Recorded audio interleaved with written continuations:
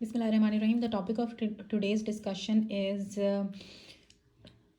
pediatrics, final year MBBS, syllabus, guidelines, and what are the important topics for professional exams. So basically, these are the important topics for the long case of final year MBBS. Includes jaundice, neonatal sepsis, neonatal seizures, pneumonia, pulmonary TB, bronchial asthma, congenital heart disease, rheumatic fever, bleeding disorders, anemia, acute flaccid paralysis, meningitis, bacterial viral tuberculosis, CP, epilepsy, nephrotic syndrome, acute renal failure, chronic kidney disease, diabetic ketoacidosis, short stature, Down syndrome, malnutrition, marismus, kwashiorkor, acute gastroenteritis, management of dehydration according to IMNCI classification, chronic diarrhea, acute and chronic hepatitis, enteric fever, UTI and malaria. ये सारे जो है ना आपके पास paper में जो आपके topics हैं ना ये आए हुए हैं बहुत दफ़ा, और ये सब टॉपिक्स आपने लाजमी करने हैं पीट्स की प्रिपरेशन के लिए। जो बेसिकली आपको ये जो यूएचएस का एग्ज़ाम होता है ना उसके लिए लाजमी आपने ये 24 टॉपिक्स लाजमी करने, इसी में से ही आपका ज़्यादातर सिनेरियो आता है। सो ये आपका यूएचएस का सिलेबस है पीट्स का, और साथ जो इसमें मैंने मेंशन किया हुआ इसमें 1 एससीक्यू आता है। इसमें से ये नंबर ऑफ एससीक्यूज जो आपके पास पेपर के प्रॉफ में आएंगे, आपके प्रोफेशनल एग्जाम्स के अंदर आएंगे, वो ये मेंशन किए हुए हैं। सो ये बहुत इंपॉर्टेंट है, और इसमें से सारा यहाँ पे मेंशन किया हुआ है कि ये टॉपिक्स आपने लाजमी करने हैं। इवन जो हाईलाइटेड टॉपिक्स हैं वो तो आपके पास पेपर्स के अंदर आए हुए हैं। ये सारा जो है वो पीट्स का सिलेबस है यूएचएस का, जो कि आपने करना है, और साथ इसमें स्किल्स भी बताई हुई कि जो आपको वार्ड में आपको आनी चाहिए। और ये इसमें आपकी रिकमेंडेड बुक्स बताई हुई कि एक आपकी परवेज़ अख्तर है, एक नेल्सन है, और ज़्यादातर परवेज़ अख्तर ही यूज़ करते हैं। यूएचएस का प्रॉफ तकरीबन सारा ही परवेज़ अख्तर से आता है। अब ये इसमें जो पिंक से हाईलाइट किया हुआ है, ये जो ऑरेंज से हाईलाइट किया हुआ है, ये सारे आपके पास पेपर के क्वेश्चंस हैं और ये आपने लाजमी करने हैं। 3 स्टार का मतलब ये है कि बहुत ज़्यादा इंपॉर्टेंट है, जैसे कि वैक्सीनेशन स्केड्यूल ये आपका 9 टाइम्स प्रॉफ में आया हुआ है, और BCG वैक्सीन 5 टाइम्स आई हुई है प्रॉफ में, poliomyelitis vaccine, diphtheria, tetanus, pertussis 5 times prof में आया हुआ है, मीजल्स एक दफ़ा प्रॉफ में आया हुआ है, और हेपेटाइटिस बी वैक्सीन का एक दफ़ा क्वेश्चन प्रॉफ में आया हुआ है। ये सारे आपके इंपॉर्टेंट टॉपिक्स हैं जो हाईलाइटेड हैं, वो आपने लाजमी करने, इनको नहीं छोड़ना है, और जो स्टार किए हैं वो भी इंपॉर्टेंट टॉपिक्स हैं। इसी तरह से आपका जो IMNCI integrated management of childhood illnesses हैं, इसके टेबल्स बहुत इंपॉर्टेंट हैं जो आते हैं। पाइका और नॉक्टर्नल एंड्यूरेसिस इंपॉर्टेंट है but not that much important. Tick disorder भी जस्ट एक दफ़ा रीड कर लेना है। उसके बाद विटामिन डी इंपॉर्टेंट है, ब्रेस्ट फीडिंग का आपने पढ़ना है अच्छे से। उसके बाद मेल न्यूट्रिशन का जो शॉर्ट केस है ना वो 2 टाइम्स आपका शॉर्ट केस में भी आता है मेल न्यूट्रिशन का केस, जिसमें क्वाशरकोर मेरिस्मस होता है, और ये 2 टाइम्स आपके पास्ट पेपर्स के अंदर भी क्वेश्चन आया हुआ है। क्लासिफिकेशन मेरिस्मस एंड क्वाशरकोर भी आई हुई है, और फ्लूइड एंड इलेक्ट्रोलाइट बैलेंस के अंदर से हमने डिहाइड्रेशन रिप्लेसमेंट थेरेपी करना है अच्छे से, एसिड बेस्ड डिसऑर्डर्स अच्छे से करने हैं, और फॉरेन बॉडी इनहेलेशन और चोकिंग 4 टाइम्स पास्ट पेपर्स के अंदर आया हुआ है। इसी तरह से न्यूनेटोलॉजी में से न्यूनेटल रिससिटेशन इंपॉर्टेंट है, न्यूनेटल रिससिटेशन इंपॉर्टेंट है, and then birth asphyxia, prenatal asphyxia, parental asphyxia, prematurity, these are important. Temperature regulation of newborn भी इंपॉर्टेंट है, care of the newborn infant ये भी आपने लाजमी करनी है। न्यूनेटल रिससिटेशन 1 टाइम पास पेपर्स के अंदर आया हुआ है। न्यूनेटोलॉजी में से आपके 5 MCQs आते हैं, और नेक्रोटाइजिंग टेरोकोलाइटिस भी इंपॉर्टेंट है। साथ आपका न्यूनेटल सेप्सिस भी 2 टाइम्स आपके पास पेपर के प्रॉफ में आया हुआ है, और जॉन्डिस न्यूनेटोरम 1 टाइम प्रॉफ में आया हुआ है, और इसमें conjugated hyperbilirubinaemia, conjugated hyperbilirubinaemia, large for gestational age, small for gestational age, ये भी आपने इंपॉर्टेंट है और बहुत अच्छे से करने हैं। इन्फेंट ऑफ डायबिटिक मतलब 1 टाइम आया हुआ है। न्यूनेटल सीजर्स इंपॉर्टेंट है, पास्ट पेपर्स में भी आए हुए हैं 1 time. Haemorrhagic disease of the newborn भी आपने करनी है। उसके बाद acute diarrhoea is very important, 8 times आपका पास्ट पेपर के अंदर आया हुआ है। Then we have like shigellosis, giardiasis, typhoid ये भी आए हुए हैं, लेकिन पोलियोमाइलाइटिस 3 टाइम्स पास्ट पेपर में, पर्टिसिस भी 3 टाइम्स आया हुआ है, tetanus, measles, and then malaria नहीं आया हुआ पास्ट पेपर में, TB, rheumatic fever, dengue fever. Rheumatic fever तो 7 टाइम्स आपका पास्ट पेपर में आया हुआ, और ये CBS के अंदर साथ इंक्लूडेड होता है। उसके बाद आपका रिस्पायरेटरी डिसऑर्डर्स में से आपका एक SCQ आता है, और जो है वो 7 MCQs आते हैं, और इसमें से आ जाएगा आपका क्रोप आता है, ब्रोंकाइटिस आता है, नमूनिया आता है जो कि पास्ट पेपर्स में आए हुए हैं 3 times, 2 times, 2 times, and then asthma आता है, सिस्टिक फाइब्रोसिस आती है। एजमा आपका 7 टाइम्स आया हुआ है पास्ट पेपर में।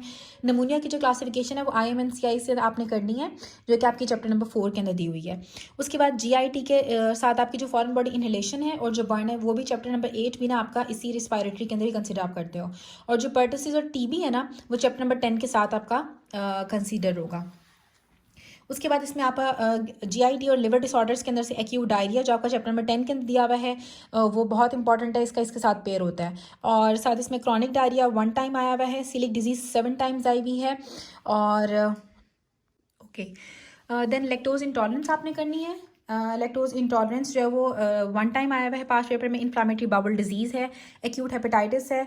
Then we have fulminant hepatic failure and hepatic encephalopathy, autoimmune hepatitis, these are important. Acute viral hepatitis 1 time आया हुआ है पास्ट पेपर्स में। विल्सन डिजीज़ भी एक दफ़ा आई हुई है। लिवर एसाइटीज़ भी आपने करनी है। उसके बाद आता है आपके कार्डियोवास्कुलर डिसऑर्डर्स में, आपका जो है वो इसमें से रूमेटिक फीवर भी आता है जो कि आपका चैप्टर नंबर 10 इन्फेक्शियस डिजीज़ के अंदर दिया हुआ था।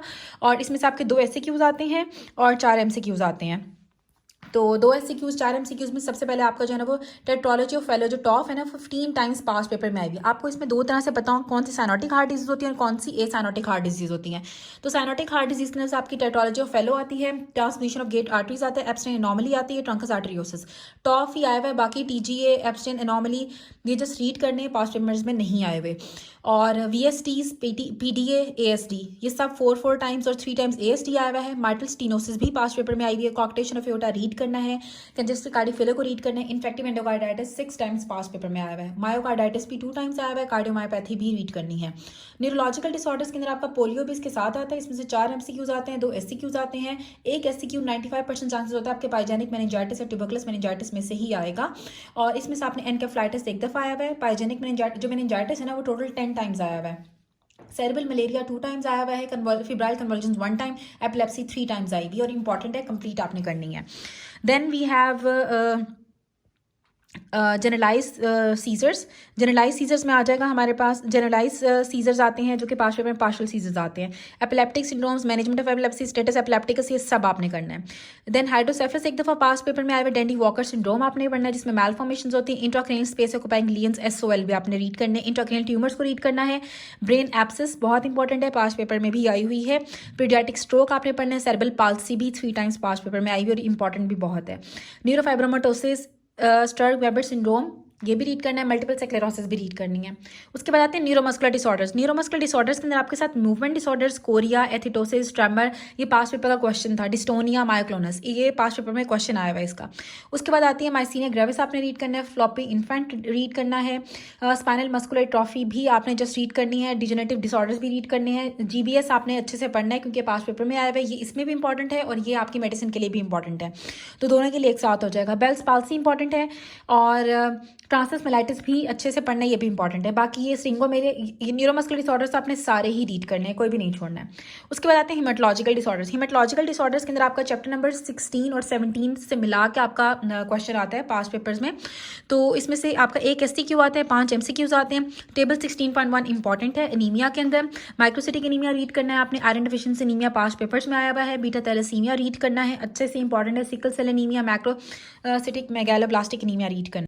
उसके बाद आपका acquired aplastic anaemia past papers के अंदर आया हुआ है। ITP आपने अच्छे से रीड करना है। Haemophilia A, B, von Willebrand disease अच्छे से पढ़नी है। और आइडियोपैथिक ITP जो होता है आइडियोपैथिक थ्रोम्बोसाइटोपेनिक पर्परा भी 1 टाइम पास्ट पेपर्स में आया हुआ है। 16 और 17 से ना मिला के क्वेश्चन आते हैं। तो न्यूप्लास्टिक डिजीज में से acute leukaemia ALL 18 times past paper के अंदर आया हुआ है। हर साल इसमें से एक क्वेश्चन तो आता ही है। हॉजकिन लिम्फोमा एक दफ़ा पास्ट पेपर्स में आया हुआ है और एक्यूट माइलॉइड ल्यूकीमिया भी एक दफ़ा आया हुआ है। विल्म्स ट्यूमर भी एक दफ़ा पास्ट पेपर्स के अंदर आया हुआ है, इंपॉर्टेंट है। इम्यूनोलॉजिकल डिसऑर्डर्स इतने इंपॉर्टेंट नहीं है, ये करने की भी जरूरत नहीं है, इसमें सिर्फ 2 MCQs आते हैं। स्प्लीनोमेगली और लिम्फेडिनोपैथी भी एक दफ़ा रीड कर लेनी है।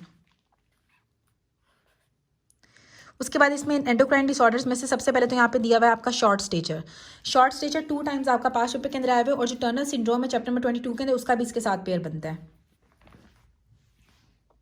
उसके बाद आता है आपका कॉन्जेनिटल हाइपोथायरॉयडिज्म, ये इंपॉर्टेंट है, पास्ट पेपर्स में भी आया हुआ है। कॉन्जेनिटल हाइपरथायरॉयडिज्म भी 10 टाइम्स पास्ट पेपर में आया हुआ है। हाइपर थायरॉयडिज्म भी इंपॉर्टेंट है। उसके बाद कॉन्जेनिटल एडिनल हाइपरप्लेजिया आपने करना है। Diabetes mellitus, acute diabetic ketoacidosis 9 times. DK 9 times past papers में आया हुआ है। रिकेट्स 2 टाइम्स आया हुआ है। मेटाबॉलिक डिजीज़ भी करने की जरूरत नहीं है। रूमेटिक डिजीज़ सारी करनी है, सारी इंपॉर्टेंट है, लेकिन पास्ट पेपर में नहीं है। MCQs बहुत ज़्यादा आते हैं। JIA, SLE, HSP and Kawasaki disease. उसके बाद ह्यूमन जेनेटिक्स में से डाउन सिंड्रोम और टर्नर सिंड्रोम और लाइन फिल्टर सिंड्रोम करना और single gene defect just read कर लेना है अगर टाइम मिले, नहीं तो उनको इतना इंपॉर्टेंट नहीं है। सिर्फ टर्नर सिंड्रोम एक दफ़ा पास्ट पेपर्स में आया हुआ है। Then we have nephrology. Nephrology में से आपका चैप्टर नंबर 17 का विल्म्स ट्यूमर भी इसी में साथ कंसीडर होता है। जो लेबोरेटरी वैल्यूएशन है रीनल फंक्शन की वो इंपॉर्टेंट है। साथ क्लिनिकल इवैल्यूएशन हेमाचूरिया की आपने अच्छे से पढ़नी है। आईजी इम्यूनोग्लोबुलिन्स में ये IgA नेफ्रोपैथी का ब्यूगर्स डिजीज पढ़नी है। APGN आपका 8 टाइम्स पास पेपर में आया हुआ है। हीमोलिटिक सिंड्रोम पढ़ना है। HSP इंपॉर्टेंट है। नेफ्रोटिक सिंड्रोम बहुत इंपॉर्टेंट है।